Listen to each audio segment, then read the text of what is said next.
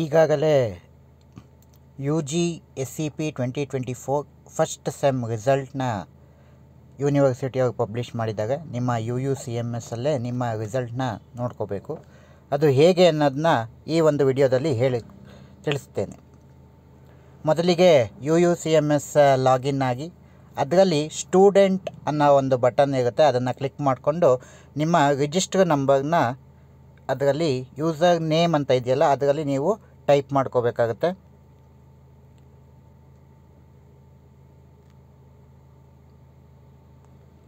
ಅದಾದ ಮೇಲೆ next password ಅಂತ ಇದೆ. ಪಾಸ್ವರ್ಡ್ ಆ್ಯಸ್ ಯೂಶುವಲ್ ನಿಮ್ಮ ಡೇಟ್ ಆಫ್ ಬರ್ತ್ ಇರ್ಬೋದು, ಅಥವಾ ನೀವೇ ಏನಾದರೂ ಚೇಂಜ್ ಮಾಡಿದರೆ ಆ ಪಾಸ್ವರ್ಡ್ನ ನೀವು ಟೈಪ್ ಮಾಡಬೇಕಾಗುತ್ತೆ.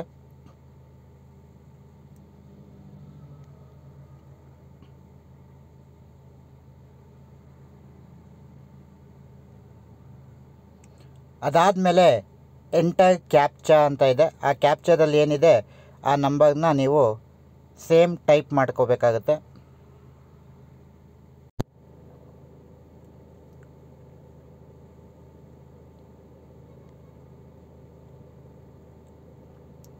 ಲಾಗಿನ್ನ ಪ್ರೆಸ್ ಮಾಡಬೇಕಾಗುತ್ತೆ. ಈಗ ನಿಮ್ಮ ಸ್ಟೂಡೆಂಟ್ ಹೋಮ್ ಪೇಜ್ಗೆ ಹೋಗುತ್ತೆ.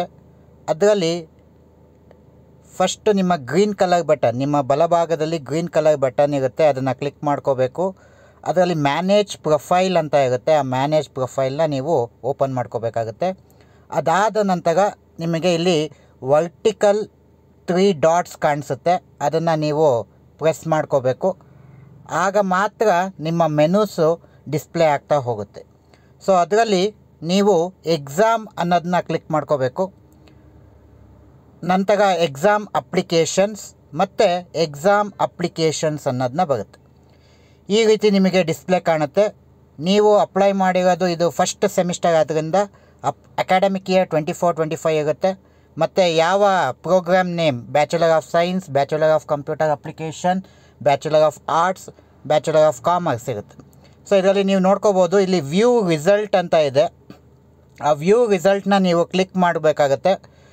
ಇದರಲ್ಲಿ ನಿಮ್ಮ ರಿಜಿಸ್ಟರ್ ನಂಬರ್, ನೇಮ್ ಎಲ್ಲನೂ ಡಿಸ್ಪ್ಲೇ ಮಾಡಿರ್ತಾರೆ. ನೆಕ್ಸ್ಟು ವ್ಯೂ ಅನ್ನೋ ಒಂದು ಆಪ್ಷನ್ನ ನೀವು ಕ್ಲಿಕ್ ಮಾಡ್ಕೋಬೇಕು.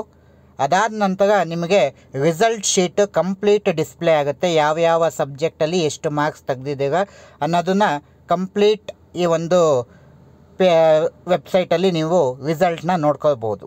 ಅದಾದ ಮೇಲೆ ನೀವು ಅದನ್ನು ಪ್ರಿಂಟ್ ಕೂಡ ಮಾಡ್ಕೋಬೋದು. Thank you.